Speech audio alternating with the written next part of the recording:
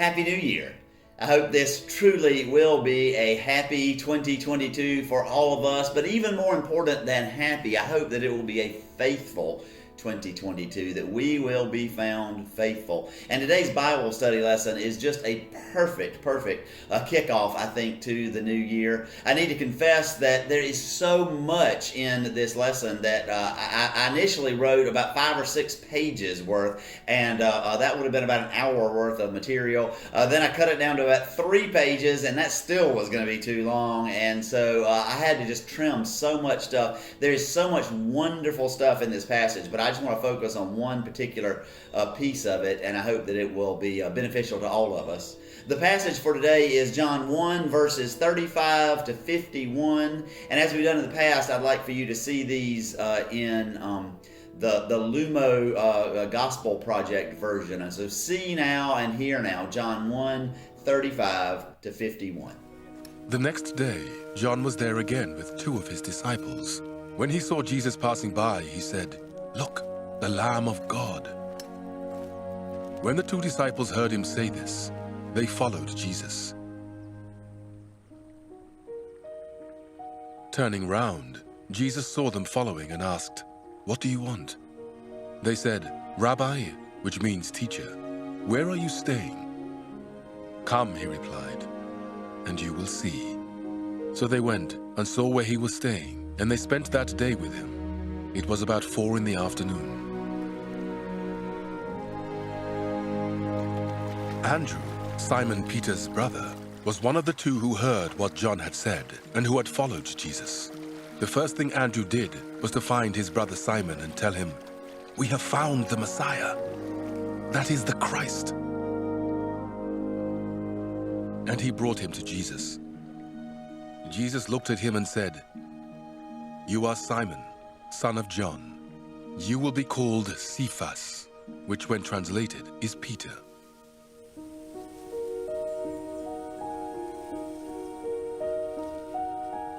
The next day, Jesus decided to leave for Galilee. Finding Philip, he said to him, "Follow me."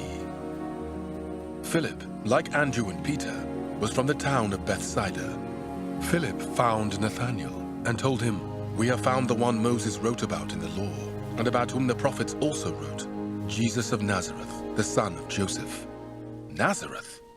Can anything good come from there?" Nathanael asked. "Come and see," said Philip. When Jesus saw Nathanael approaching, he said of him, "Here truly is an Israelite in whom there is no deceit." "How do you know me?" Nathanael asked. Jesus answered, "I saw you while you were still under the fig tree before Philip called you." Then Nathanael declared, "Rabbi, you are the Son of God. You are the King of Israel." Jesus said, "You believe because I told you I saw you under the fig tree. You will see greater things than that." He then added, "Very truly I tell you, you will see heaven open, and the angels of God ascending and descending on the Son of Man." When we were all younger, I'm guessing that there was a time when your mother or your father put some plate of strange food you'd never seen in front of you and said, "Try this." And you were probably a little bit suspicious. I don't know. And the greener the food was, the more suspicious you were. But if you tried it, if you listened to your parents and said, "Okay, I'm going to at least give it a try," you may have found a food that later became a favorite food of yours. And I see a little bit of that going on in this lesson that we're looking at today. Twice in this lesson, we have this wonderful phrase, "Come and see." Jesus says it once, and then Philip says it once. And so let's kind of look through the passage today and see what this "come and see" has to say to us, and actually how we can offer that phrase or that sentiment to other people. It begins, of course, with John the Baptist and a couple of his disciples. And one of the disciples is Andrew, who is Peter's brother, and the other disciple is unnamed. unnamed, excuse me. And John has been preaching and baptizing out in the wilderness at the Jordan River. He's been promising that God is active in the world and that God is about to do a brand new thing in the world, and that all of these people that are coming out to the wilderness to see have the opportunity to be witnesses to that. And one day, as he is preaching, and actually as perhaps he is just simply with his disciples, Jesus comes walking along, and John says, "Look, there is the Lamb of God." And Andrew and this unnamed disciple, and let me really quickly say that the unnamed disciple may be John the evangelist, John who's writing this book himself, because he gives us that detail. It was 4 o'clock in the afternoon, and it's a detail that none of us really need, but you wonder if he gives us that detail because he remembered exactly the time when his whole life changed. But Andrew and this unnamed disciple, they go to Jesus, and they are a little nervous. They're a little tongue-tied, and so they say, "Where are you staying?" Just making conversation, not really sure what to say. But Jesus says, "Come and see." And essentially Jesus is inviting them not simply to come and see where he's staying. Well, here's the bedroom and here's the bathroom and here's whatever. But rather Jesus is saying, "Come and see. Come and experience me and see if you don't find in me that which you are looking for." And we've got to give John the Baptist an awful lot of credit here. He is essentially turning his disciples loose. He has to be tremendously humble here and recognize that he is the forerunner to Christ. And so it's not his job to build up a huge congregation around himself, but it's his job to let people go and find Jesus, to experience Jesus for themselves, and then become disciples of Jesus, not disciples of him. And in a sense, his ministry is shrinking so that Jesus' ministry can grow. And he has to recognize that the things that he is doing is not to grow the number of followers around him, but what he is trying to do is grow the number of followers who are around Jesus. And I want us to think about that just for a minute, because I think that is a huge word for the church, particularly in our culture today. There are lots of things that our church, and I'm talking now about First Cumberland Church, but it can be almost any church, does that are never going to pay off in terms of people who actually come and worship with us and come to be a part of our community. It's not going to pay off for us in terms of people who are going to write a check and put a check in the offering plate or mail us in money to sustain our ministries. A lot of the ministries we do are simply so that other people can experience Jesus. Two of those, just to list a couple, are Welcome Home Chattanooga and Bridge Chattanooga. Welcome Home, really for lack of a better term, is a hospice for homeless people, a hospice for people who have nowhere to go to die. By definition, they don't have a lot of money. By definition, they're not going to be able to come to our church and sit in our pews and worship with us, and yet we want them to have not only a death with dignity, but so often Welcome Home finds ways to reconcile people with relatives or with friends that they have been estranged from, to really help them come to grips with their death and have a good death, and to experience the love of the church and the love of Jesus through that time. And so we do that, not expecting a payoff. That's not the point. Bridge Chattanooga is exactly the same way. We're working with middle school kids who are from the middle school behind the church. Of course, they and their families are welcome to come and be a part of our congregation. We would love for that to happen. It hasn't happened very much. We've had a few who've come to visit, and we have to recognize that's okay. Through Bridge Chattanooga, through giving these children opportunities for outdoor recreation and giving them opportunities to build a little community amongst themselves and develop conflict resolution skills and to learn about the love of God, we are introducing them to Jesus. We're saying to them, come and see. And if they never come and sit in our sanctuary or come and write a check or in any other way be a part of our community, it's okay. I've had to become reconciled to the fact that, in spite of the fact that I so wish that the ministries of our learning center, our daycare, and our day players, our summer camp would allow people to recognize all the amazing things that go on at First Cumberland. It just hasn't been the case. And I have friends whose churches have daycares or have summer camps. They say it's the same thing, that it seems like those would be great venues and avenues for people to discover the wider church and be a part, but it just doesn't happen that often. And yet those ministries are so important, because I recognize when I'm doing doing chapel services for the Learning Center or for the day players, or when we are in one way or another sharing with those children and their families the love of Christ, we are sometimes giving them the only look they're going to have at that. And some of the kids have gone home and told their parents about what they learned in chapel, and the parents come back to me and said, I didn't even know about this, that, or the other. And so we're helping them come and see, or like that psalm says, taste and see that the Lord is good. And we do it simply because that's what we're called to do. We want to grow, we want to be vibrant and all those kind of things, but more importantly, as John shows us, what we want to do is allowing people to come and see. Well, when Andrew and the unnamed disciple come and see, and they become disciples of Jesus, Andrew apparently goes to Peter, his brother, and he brings Peter in. And so Andrew essentially, although the language isn't there in the text, says to Peter, come and see. Here is the Messiah. And when Jesus sees Peter, he says, from now on, you're going to be named Cephas, rock. And what Jesus is saying, which is what happens in the Bible so often, is now that you've met me, your whole life is going to change. And sometimes our lives change with a name change. And so no longer will you be Peter, but now you are going to be rock. And then we have this amazing story where Philip goes to his friend Nathaniel and gets Nathaniel to Jesus. Now Philip is from the same town as Andrew and Peter are, and so we're assuming that Andrew and Peter have gone to Philip and said to Philip, come and see. And right there, let's stop and see how often evangelism is relational. It's the people you already know and love. Now there is stranger evangelism, but stranger evangelism doesn't work well, and oftentimes it's off-putting. When I get onto an airplane, I really don't want this stranger sitting next to me to be talking to me about spiritual things. I don't know this person, and it's uncomfortable and it's awkward. I was in a post office a few weeks ago, and I was standing in line waiting, and it's a fairly long line, and a man came in, about two people behind me, and he starts really badgering the woman that was between us about her faith, and did she know where she was going to be if she died that night, all those things. And it's not wrong what he was doing, but she obviously just felt so awkward, and she just wanted him to be quiet because she didn't know him, and so she couldn't trust him, and so the things he had to say just weren't really appropriate. Even though they may have been true, they weren't appropriate.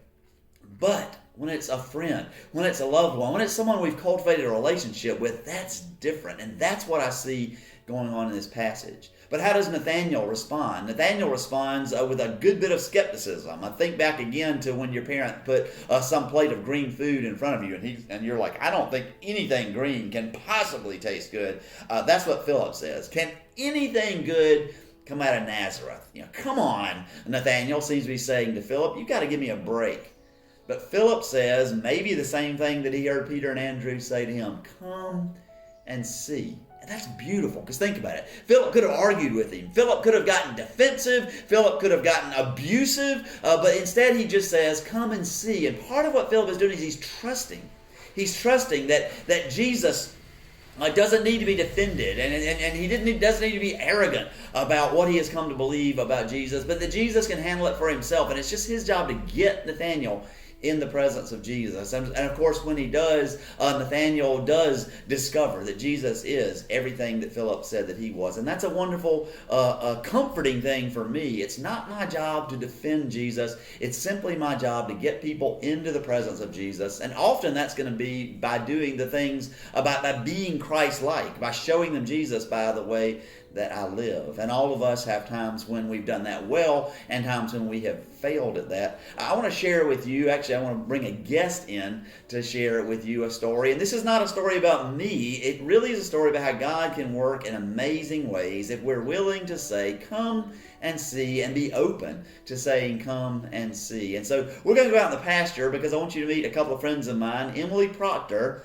and her horse Ranger. And Emily is going to tell us her story about First Cumberland and how she came to be a member at First Cumberland. So come with me now out to the pasture. Hey y'all, this is Ranger, as Courtney already introduced, and I'm Emily, and I just wanted to share a little bit about my experience at First Cumberland. My religious background is a little bit windy, and it wasn't until I was about 18 that I decided I wanted to start pursuing the church and finding sort of that church family and a community in Christ. And I have a lot of tattoos. You can't really see them right now because they're all covered up because it's cold outside, but the biggest one that is the most important to me is a horse on my arm, and it's for this guy. And I remember the first day that we walked in, prior to that, I had been shadowing at Boyd Buchanan, the school across, and I remember I just drove into Boyd, and I saw this like beautiful building, and I was like, I want to go there. So next Sunday came, and I decided, okay, we're gonna go there. And I had always been really scared to show my tattoos, just because, you know, like it's not really, there's a lot of sort of like negative connotation around it, and I was just terrified. And I made the decision. I was like, you know what, like I want to be myself here. I want to find somewhere I can be myself. And I decided I'm gonna wear something that shows off this tattoo. And so I walked in, and we couldn't find the sanctuary. And so by the time we found the sanctuary, we had met like 3 people, and they were like, welcome, welcome. And everybody was so nice. So we didn't sort of like sneak in the back. Like everybody was so welcoming, and they came up to us. And Courtney walked up, and I was terrified. And I remember he came up and he said, is that a horse on your arm? And I felt, it was like time slowed down.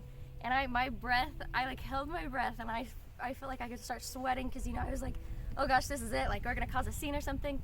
And he says, I love horses. That's great. And it was like the biggest exhale of my life was hearing that. And I knew right then that I was in the right spot and in the right place. And we got to talking about horses, and I shared a little bit about Ranger's story here, and the fact that it was like that tattoo that we had that connection on, I think is like so significant, because Ranger's really what led me to God. Ranger is a kill pen rescue, and what that is it's sort of like an easy way to get rid of your horse, which is really, really terrible, but people can sell their horses to what's called a kill buyer, and then they send them to these pens where they pretty much die. It's kind of like the pound, but really, really a cruel thing. And so I had Ranger for 4 years at this point. I was 18 when I first started going to First Cumberland. And so when I was 14, I was in a really, really terrible spot. My parents were splitting up, and, you know, a lot of stuff was going on. I sort of wasn't going to school or anything like that, and I wasn't really getting out of bed. And, you know, I'd been on therapy, I'd been on medicine and all that. Nothing was working. Nothing was getting me better. And my mom's family put together some money, and they were like, you know, she's always loved horses, so let's see if a horse helps.